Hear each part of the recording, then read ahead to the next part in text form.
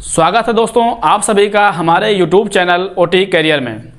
दोस्तों जिस तरीके से पैरा मेडिकल का जो स्कोप बढ़ रहा था या बढ़ रहा है, उस तरीके से अब सभी प्रदेशों में गवर्नमेंट जॉब पैरा मेडिकल के लिए आ रही हैं। जिस तरीके से नर्सिंग की वैकेंसी आ रही थी, साथ में उसी तरीके से अब पैरा मेडिकल की भी वैकेंसी आ रही है। जल्द ही यूपी में मेडिकल कॉलेज में या फिर केजीएमयू में वैकेंसी आई थी पैरा मेडिकल की, जिसमें बहुत सारे पोस्ट थे, लैब टेक्नीशियन, रेडियोग्राफी और साथ ही में ओटी असिस्टेंट के कई सारे पोस्टें थी।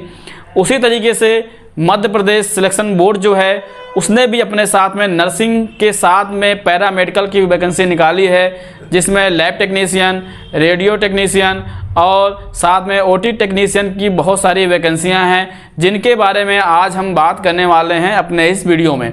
तो जो लोग इंटरेस्टेड हैं यूपी से बाहर जॉब करने के लिए या फिर अलग स्टेट से जॉब करने के लिए, उनके लिए बहुत ही सुनहरा अवसर है मध्य प्रदेश सिलेक्शन बोर्ड के माध्यम से अपने जॉब को परफेक्ट करने के लिए या फिर फिक्स करने के लिए। तो आज हम उसी के लिए अपने इस वीडियो में हम बात करने वाले हैं। सबसे पहले हम बात करने वाले हैं कि पोस्टें कितनी हैं, तो जिसमें साथ में नर्सिंग ऑफिसर की 55 पोस्टें हैं। ये कंबाइंड एग्जाम हो रहा है, सब कंबाइंड सिलेक्शन है। इसमें पैरा मेडिकल और नर्सिंग दोनों का एक साथ से सिलेक्शन होगा।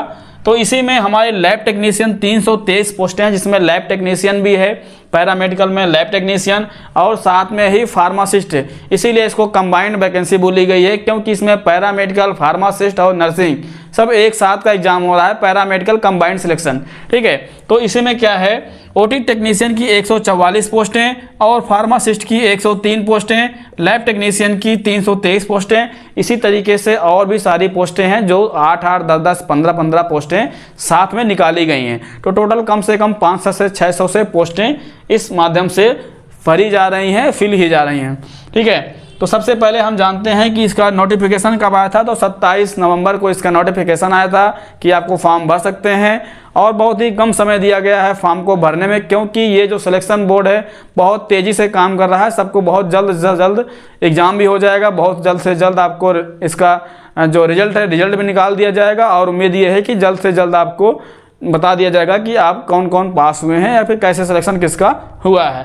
ठीक है, तो सबसे पहले क्या है, रिलीजिंग डेट क्या है, फॉर्म भरने की जो डेट आ गई है वो 26 नवंबर से आप फॉर्म भर सकते हैं। ठीक है, और इसकी लास्ट डेट कब है, 10 जनवरी 2025 इसकी लास्ट डेट है। ठीक है, और इसी जल्द ही इसका क्या है, एग्ज़ाम भी बहुत जल्दी होगा।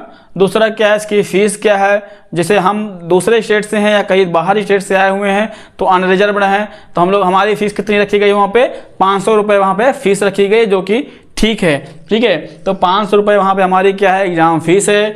दूसरा योग्यता की बात करें तो क्या है, हमारा इंटरमीडिएट आप पास आउट हो, साथ में आपके पास डिप्लोमा या फिर आपके पास डिग्री होने चाहिए जिस क्षेत्र में आप फॉर्म भरना चाहते हैं। अगर आप नर्सिंग के लिए फॉर्म भर रहे हैं तो आपके पास बीएससी नर्सिंग या फिर जीएनएम का आपके पास डिग्री डिप्लोमा होना चाहिए। बेहतर तो यह है कि आपके पास बीएससी नर्सिंग हो। ठीक है, दूसरा साथ में क्या है, अगर आप लैब टेक्नीशियन का फॉर्म भरना चाहते हैं तो आपके पास लैब टेक्नीशियन की जो सर्टिफिकेट है या फिर जो डिप्लोमा है वो आपके पास होना चाहिए।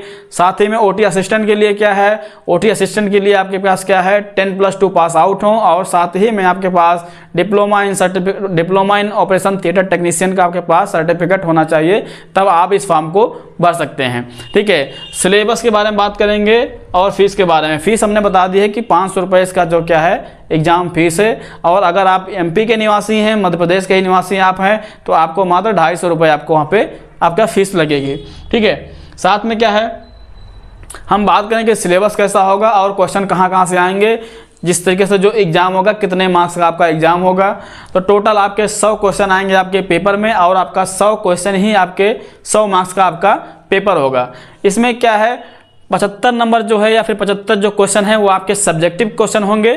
ठीक है, सब्जेक्टिव क्वेश्चन आपका होगा जिस स्टेट से आप फॉर्म भर रहे हैं। अगर आप लैब टेक्नीशियन से फॉर्म भर रहे हैं तो आपके लैब से जो क्वेश्चन आएंगे वो 75 क्वेश्चन आपके लैब से रिलेटेड होंगे।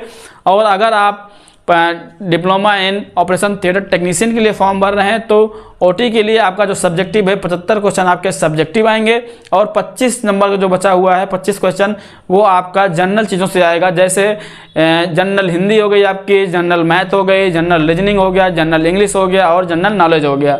इन 5 क्षेत्रों से आपको 5-5 नंबर के आपके 25 क्वेश्चन आएंगे, जो कि बहुत ही थोड़ा सा हेल्पफुल रहेंगे आपको नंबर गेन करने में, और सब्जेक्टिव आप अपना देख ही लेंगे, ठीक है, तो उससे आपका बढ़ जाएगा। तो अगर और हिंदी में कहाँ से क्वेश्चन आ सकेंगे या फिर इंग्लिश में या मैथ में कहाँ से क्वेश्चन आए, उसके लिए हम अगली वीडियो बनाएंगे, अगर आप लोग कमेंट करेंगे तो इस तरीके से अभी क्या है, बहुत ही आसान है। अगर आप फॉर्म भरते हैं ओटी असिस्टेंट की, तो इसी साथ में आपका मेडिकल कॉलेज लखनऊ में भी वैकेंसी चल रही है और आपका साथ ही में एमपी में भी आपका ओटी असिस्टेंट के लिए जॉब निकल गई है। तो अगर एक साथ आप तैयारी करते हैं तो बहुत ही बेस्ट रहेगा, आप दोनों एग्जाम के लिए प्रिपेयर हो जाएंगे एक साथ में। तो आपके लिए इस समय बहुत ही सुनहरा अवसर है कि आप फॉर्म भरें, फॉर्म भर के आप तैयारी करें और एक साथ आप 2 एग्जाम दे सकते हैं, जो कि बहुत ही अच्छा है आपके लिए, बहुत ही पॉजिटिव चीज़ें हैं। तो उम्मीद करते हैं कि आप लोग हमारे वीडियो में लास्ट तक बने रहे होंगे।